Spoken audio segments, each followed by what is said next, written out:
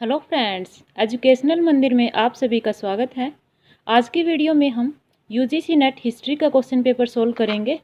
ये जो पेपर है वो जून 2013 का हिस्ट्री का थर्ड पेपर है और इसके पहले जो 40 क्वेश्चन हैं वो हमने पिछली वीडियो में सोल्व कर लिए थे। तो चलिए आगे के क्वेश्चन सोल्व करते हैं। 41 नंबर का क्वेश्चन जो है वो है, निम्नलिखित कथनों पर विचार कीजिए। ऑप्शन 1, शाहजहां ने झरोखा दर्शन एवं तुलादान की प्रथाएं समाप्त कर दी थी। तो ये कथन जो है वो गलत है।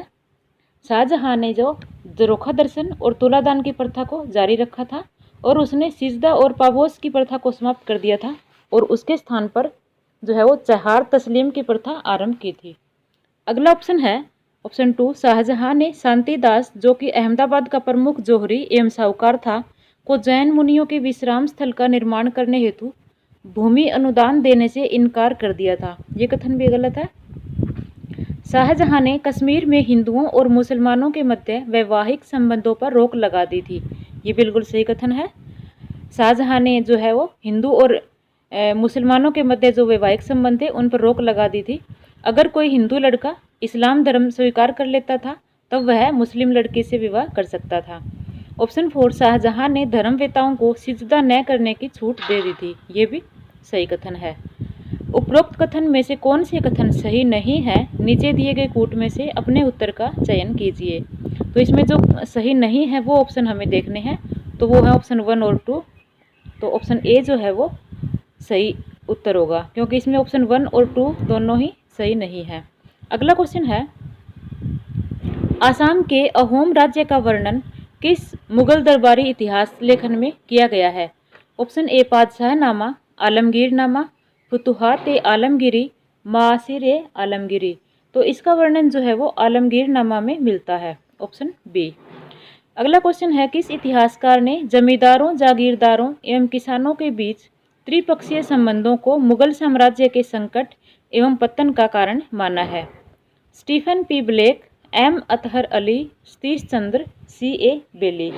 तो सतीश चंद्र ने जो है वो जमींदारी संकट को जो जागीरदारी संकट को जो है वो मुगलों के पतन का मुख्य कारण माना है।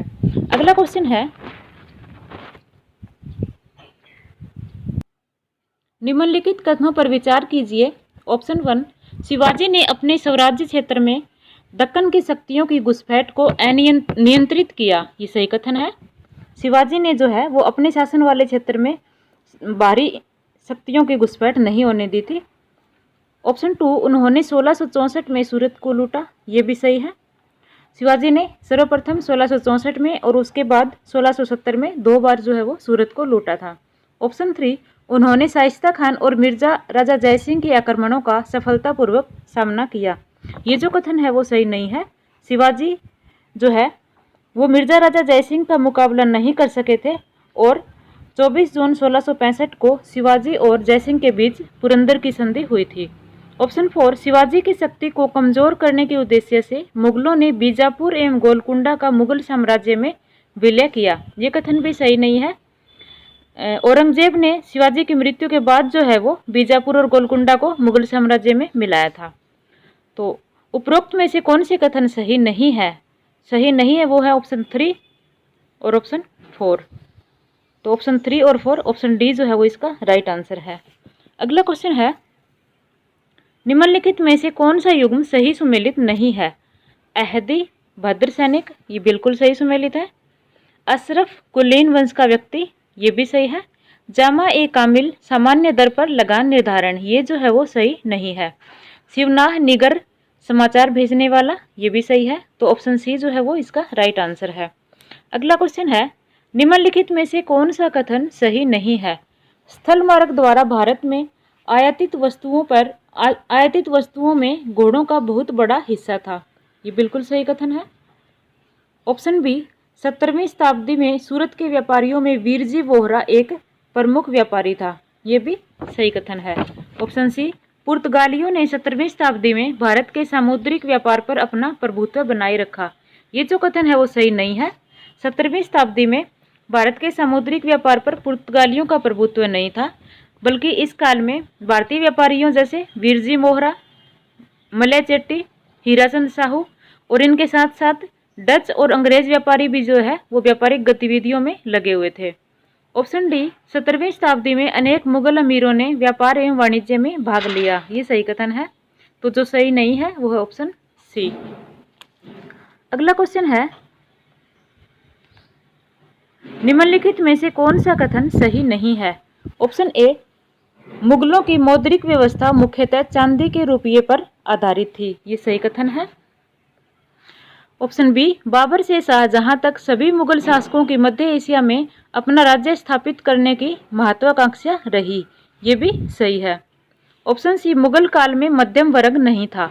यह कथन जो है वो सही नहीं है। मुगल काल में मध्यम वर्ग का अस्तित्व था। एक जो फ्रांसीसी यात्री थे बर्नियर, उनके अनुसार भारत में मध्य वर्ग नहीं था, लेकिन उनके इस कथन से सहमत नहीं हुआ जा सकता। मुगल काल में जो है वो धनाढ्य व्यापारियों का एक बहुत बड़ा वर्ग था। ऑप्शन डी, 1605 से 1658 के काल में मनसब व जागीर व्यवस्था में महत्वपूर्ण परिवर्तन किए गए। ये भी सही है। तो जो सही नहीं है वो है ऑप्शन सी। अगला क्वेश्चन है, नीचे दो कथन दिए जा रहे हैं जिसमें से प्रथम को अभिकथन ए और दूसरे को तर्क आर कहा गया है। अभिकथन ए, बंगाल में दीवानी अधिकारों के ग्रहण करने के पश्चात कंपनी ने प्रत्यक्षतया स्वयं धन निकास का आयोजन कर लिया। ये बिल्कुल सही कथन है। बंगाल में जैसे कि प्लासी के युद्ध और बक्सर के युद्ध में विजय ने जो है वो ईस्ट इंडिया कंपनी को दीवानी अधिकार प्रदान कर दिए थे, और अब जो है वो ईस्ट इंडिया कंपनी सीधे राजस्व वसूली करने लगी थी। तर्क आर, कंपनी ने इंग्लैंड को बंगाल का राजस्व निवेश के नाम पर भेजना प्रारंभ कर दिया। ये भी सही है। अब जो है वो कंपनी सीधे राजस्व वसूली करने लगी और कंपनी ने भारतीय माल खरीदने के लिए इंग्लैंड से जो है वो धन भेजना बंद कर दिया था, और इसके स्थान पर वे बंगाल से ही प्राप्त राजस्व से भारतीय माल खरीदते थे और इसे विदेशों में बेचते थे, और इसे जो है वो कंपनी की लागत पूंजी समझा जाता था। तो इस तरह से जो है भारतीय धन की निकासी हुई थी। तो ये दोनों ही ऑप्शन सही है। तो इसका जो राइट आंसर है वो ऑप्शन ए और आर दोनों सही हैं तथा आर ए की सही व्याख्या है। अगला क्वेश्चन है, भारत में सबसे बड़ा ब्रिटिश पूंजी निवेश किस में किया गया था? ऑप्शन ए, पटसन के कारखानों में, रेलवे, बैंकिंग, बीमा और नौ परिवहन में, चाय एवं कॉफी के बागान में, नील बागान में। तो सबसे बड़ा जो पूंजी निवेश किया गया था वो रेलवे, बैंकिंग, बीमा और नौ परिवहन में किया गया था। Option B. अगला क्वेश्चन है, वाणिज्य के इतिहास में कठिनाई से इस दरिद्रता के समानांतर कोई अन्य उदाहरण मिलेगा? भारत के मैदानों को जुलाहों की हड्डियां विरंजित करती हैं। निम्नलिखित में से यह कथन किसका है? William Bentinck, G M. Trevelyan, C. Metcalfe, Lord Auckland. तो ये कथन जो है वो विलियम बेंटिक का है। ऑप्शन ए। अगला क्वेश्चन है, देशी लोगों को शिक्षित करना हमारा नैतिक कर्तव्य है। यह कथन किसका है? Option A, Warren Hastings, option B, Wellesley, option C, William Bentinck और लॉर्ड मोइरा। तो ये कथन जो है वो लॉर्ड मोइरा का है। Option D. अगला क्वेश्चन है, 1833 के पश्चात ब्रिटेन के लिए भारतीय धन निकासी का एकल सर्वाधिक स्रोत था। अफीम का निर्यात, नील का निर्यात, भारत में ब्रिटिश पूंजी का निवेश, कपास का निर्यात। तो सर्वाधिक जो स्रोत था वो था भारत में ब्रिटिश पूंजी का निवेश। Option C. नेक्स्ट क्वेश्चन है, निम्नलिखित में से कौन सा कारण ब्रिटिश भारत में साहूकारों के उत्थान का कारक नहीं था? ऑप्शन ए, नव राजस्व नीति, नव विधि प्रणाली, नव शिक्षा प्रणाली, कृषि का व्यापारीकरण। तो जो नव शिक्षा प्रणाली है वो साहूकारों के उत्थान का कारक नहीं था। इसके अलावा जैसे नव राजस्व नीति थी, इसके अंतर्गत उन्होंने रैयतवाड़ी, महलवाड़ी और जमींदारी बंदोबस्त लागू करके साहूकारों की कमाई को बढ़ा दिया था, और वे मनमाने ढंग से किसानों का शोषण करने लगे थे। और नव विधि प्रणाली, इसके अंतर्गत नए कानूनों के अनुसार मुकदमों में साहूकारों को ही लाभ होता था। और कृषि का वाणिज्य व्यापारीकरण, इसके कारण भी जो है वो साहूकारों को अधिक फायदा हुआ। वे जमीन खोदकर उस पर वाणिज्यिक फसलों का उत्पादन करने लगे थे। अगला क्वेश्चन है, निम्न में से वहाबी एवं कूका आंदोलनों में कौन सी समान विशेषता है? ऑप्शन ए, दोनों धार्मिक आंदोलनों के रूप में प्रारंभ हुए, परंतु दोनों ही धीरे धीरे राजनीतिक आंदोलन हो गए। ये सही है। दोनों ही राजनीतिक एवं आर्थिक आंदोलन थे, ये कथन जो है वो सही नहीं है। दोनों ने ही अहिंसा का पालन किया, ये भी सही नहीं है। दोनों ही कुछ कमजोरियों यथा सांप्रदायिक भावनाओं, कट्टरता और संगठन में गुटबाजी से ग्रस्त नहीं थे, ये भी गलत है। तो जो सही कथन है, समान विशेषता यही थी, ऑप्शन ए जो है वो राइट आंसर है। अगला क्वेश्चन है, राजा राम मोहन राय की जीवनी का लेखक कौन था? Armstrong, Mary Carpenter, David Havell, Lawrence. तो मैरी कारपेंटर जो है वो राजा राम मोहन राय की जीवनी का लेखक था। अगला क्वेश्चन है, लेक्स लॉकी अधिनियम ने ऐसे धर्म परिवर्तन करके ईसाई बनने वालों को पैतृक संपत्ति में कोई अधिकार नहीं दिया। धर्म परिवर्तन करने से बने ईसाइयों को पैतृक संपत्ति में अधिकार दिया। बौद्ध धर्म से परिवर्तन करने वालों को पैतृक संपत्ति का अधिकारी नहीं माना गया। जैन से परिवर्तित होकर नवधर्मियों को पैतृक संपत्ति का अधिकार दिया गया। तो इसमें जो सही है वो ऑप्शन बी, ये जो लेक्स लॉकी अधिनियम था, इससे धर्म परिवर्तन करने से बने ईसाइयों को पैतृक संपत्ति में अधिकार दिया गया था। अगला क्वेश्चन है, किसके प्रयत्न स्वरूप विधवा पुनर्विवाह अधिनियम बना? राजा राम मोहन राय, ईश्वर चंद्र विद्यासागर, डी के curve, M G Ranade. Ishwar Chandra Vidyasagar के प्रयत्न स्वरूप ही विधवा पुनर्विवाह अधिनियम बना था। उनके प्रयासों के फलस्वरूप ही 1856 में लॉर्ड डलहौजी के समय विधवा पुनर्विवाह अधिनियम 15 द्वारा विधवा विवाह को वैध माना गया और इससे पैदा होने वाले बच्चों को भी वैध माना गया। अगला क्वेश्चन है, किस वर्ष में विज्ञान की शिक्षा के लिए इंडियन एसोसिएशन की स्थापना हुई? 1874, 1875, 1876, 1877। तो ये हुई थी 1876 ईस्वी में, ऑप्शन सी। 1875 ईस्वी में जो है वो शिशिर कुमार घोष ने इंडियन लीग बनाई थी, जिसका उद्देश्य था लोगों में राष्ट्रवाद की भावना जगाना और राजनीतिक शिक्षा को प्रोत्साहन देना। आगे चलकर 26 जून 1876 को जो है वो इंडियन लीग का स्थान इंडियन एसोसिएशन ने ले लिया और इसकी स्थापना आनंद मोहन बोस और सुरेंद्र नाथ बनर्जी ने की थी। अगला क्वेश्चन है, 1891 में बाल विवाह का निषेधक अधिनियम किनके प्रयास से पारित हुआ? ईश्वर चंद्र विद्यासागर और ज्योतिबा फूले, महादेव गोविंद रानाडे और ज्योतिबा फूले, केशव चंद्र सेन और बहरामजी मालबारी, केशव चंद्र सेन और महादेव गोविंद रानाडे। तो केशव चंद्र सेन और बहरामजी मालबारी के प्रयासों से जो है वो पारित हुआ था। 1891 में जो है बहरामजी मालबारी और एम.एस. बंगाली आदि नेताओं के प्रयासों से 12 वर्ष से कम आयु की कन्याओं के विवाह पर प्रतिबंध लगा दिया गया था। अगला क्वेश्चन है, केरल के श्री नारायण धर्म परिपालन योगम का कार्य क्षेत्र क्या था? दलित एवं किसानों के उत्थानार्थ, महिला शिक्षा, बाल श्रम के निवारणार्थ, हिंदू विधवा पुनर्विवाह। तो उनका जो मुख्य कार्य क्षेत्र था वो था दलित एवं किसानों के उत्थानार्थ, ऑप्शन ए। अगला क्वेश्चन है,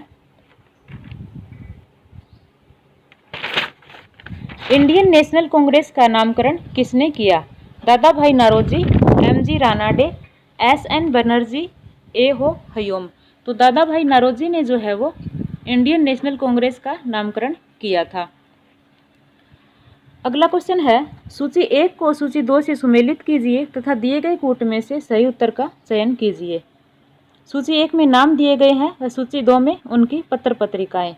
तो अब्दुल कलाम की जो पत्रिका है वो है Al Hilal, Firoza Mehta Bombay Chronicle, Mrs Annie Besant New India और महात्मा गांधी यंग इंडिया।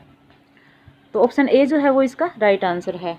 अगला क्वेश्चन है, नीचे 2 कथन दिए जा रहे हैं जिनमें से प्रथम को अभिकथन ए और दूसरे को तर्क आर कहा गया है। अभिकथन ए, अवेस्ता पारसियों का पुनीत धार्मिक ग्रंथ है, ये सही कथन है। तर्क आर, मैडम कामा ने पारसी समाज और पारसी महिलाओं के उत्थान के लिए महत्वपूर्ण योगदान दिया, ये भी सही है। ये दोनों ही कथन सही हैं, परंतु एक दूसरे की व्याख्या जो है वो नहीं करते। तो ऑप्शन बी इसका राइट आंसर है। ए और आर दोनों सही हैं, लेकिन आर ए की सही व्याख्या नहीं है। अगला क्वेश्चन है,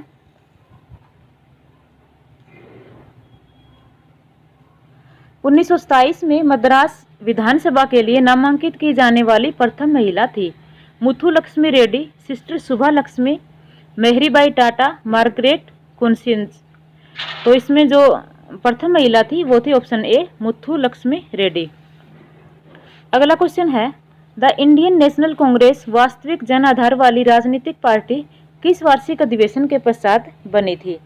कांग्रेस का नागपुर अधिवेशन, नागपुर में कांग्रेस अधिवेशन 1920, कांग्रेस का कानपुर अधिवेशन 1928, कांग्रेस का फैजपुर अधिवेशन 1936।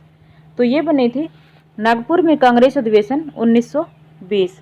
1920 में कांग्रेस के नागपुर अधिवेशन की अध्यक्षता जो है वो चक्रवर्ती विजय राघवाचार्य ने की और इस अधिवेशन में कांग्रेस का नया संविधान बनाया गया जिसमें अहिंसक और उचित तरीकों से स्वराज प्राप्ति को लक्ष्य बनाया गया और इस अधिवेशन के बाद जो है वो कांग्रेस वास्तविक जन आधार वाली पार्टी बनी थी। अगला क्वेश्चन है, नीचे दो कथन दिए जा रहे हैं जिनमें से प्रथम अभिकथन ए और दूसरा तर्क आर है। अभिकथन ए, 1939 में कांग्रेस द्वारा प्रांतों के मंत्रिमंडल से इस्तीफा देने के पश्चात शीघ्र ही मुस्लिम लीग ने मुक्ति दिवस मनाया। बिल्कुल सही कथन है। तर्क आर, अंबेडकर ने इसका समर्थन किया। ये भी सही है। तो इसका जो राइट आंसर है वो ऑप्शन बी। ए और बी दोनों सही हैं लेकिन आर ए की सही व्याख्या नहीं करता। अगला क्वेश्चन है,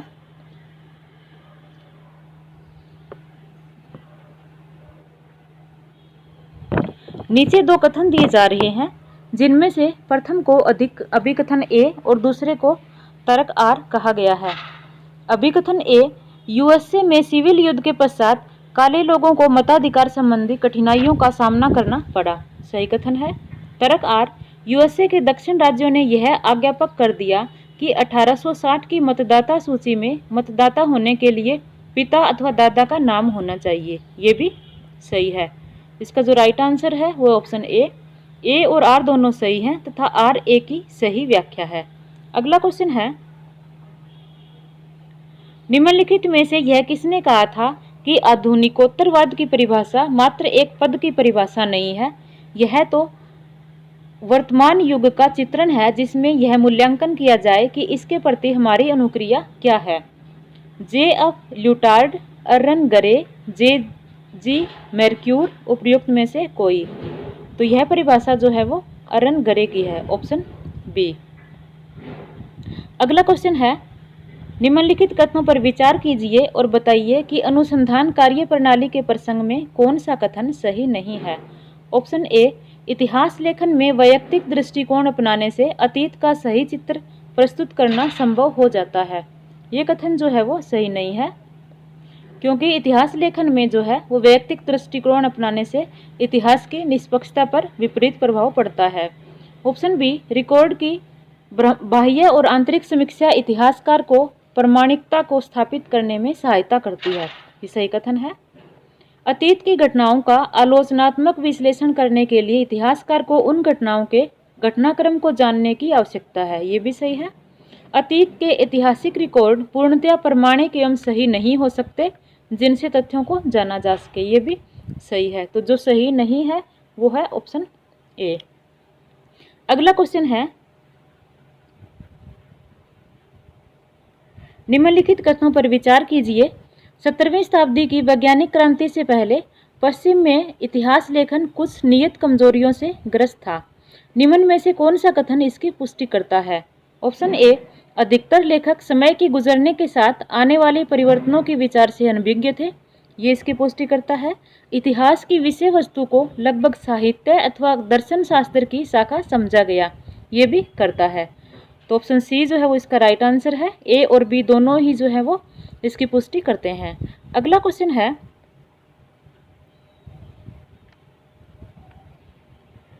कंपनी की सेना में भर्ती का आधार था सैन्य श्रम, बाजार की मौजूदा परंपराएं, सर्वोत्तम संभाव्य सिपाही होने की अपेक्षा में किसानों को अधिभार देना, उपनिवेशीय रूढ़िवादिता, शारीरिक रूप से उपयुक्तता। तो ऑप्शन ए, सैन्य श्रम बाजार की मौजूदा परंपराएं और ऑप्शन बी, सर्वोत्तम संभाव्य सिपाही होने की अपेक्षा में किसानों को अधिभार देना, ये दोनों ही कथन जो है वो यूजीसी ने सही माने हैं। अगला क्वेश्चन है, कंपनी सेना में निम्न शामिल थे।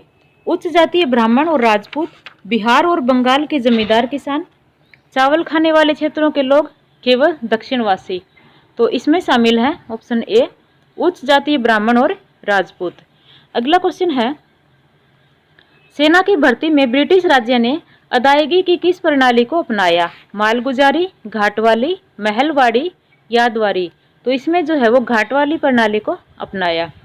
19वीं सदी के प्रारंभ में भंग की गई सेनाओं के सभी सिपाहियों को कंपनी सेना में नहीं ले सकी, क्योंकि इनके पास अधिसेना शेष थी। कंपनी आर्थिक रूप से कमजोर थी। कंपनी को और अधिक भारतीय सेनानी नहीं चाहिए, अथवा धार्मिक कारणों से। तो इसका सही उत्तर है ऑप्शन ए, क्योंकि इनके पास अधिशेष सेना शेष थी, अधिशेष सेना थी। अगला क्वेश्चन है, गोरखा कंपनी के सर्वाधिक विश्वसनीय सिपाही हो गए क्योंकि वे सामरिक कला में निपुण थे, वे पहाड़ों के वासी थे, वे अनुशासित थे, वे गोरिल्ला युद्ध के विशेषज्ञ थे। तो ऑप्शन ए वे सामरिक कला में निपुण थे और ऑप्शन सी वे अनुशासित थे। ये दोनों ही ऑप्शन जो है वो यूजीसी ने सही माने हैं। तो इसी के साथ जो है वो आज का पेपर कंप्लीट होता है। धन्यवाद।